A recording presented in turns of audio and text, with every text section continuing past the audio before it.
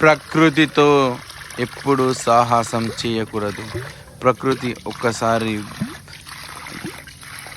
ప్రవేశించిందంటే దాని ఉగ్రరూపాన్ని ఎవరు ఆపలేరు.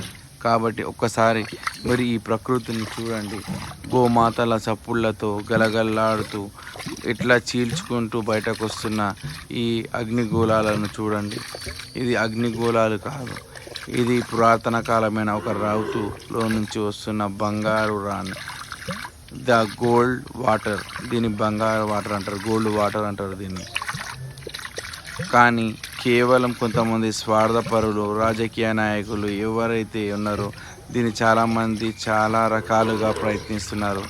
ఇది చాలా తప్పు. ఎప్పుడు కూడా మనం ప్రకృతితో ఆటలు ఆడద్దు. ఒక్కసారి ప్రకృతి మనతో ఆటలు ఆడిందంటే ఈ భూమి సమాప్తం. జై హింద్.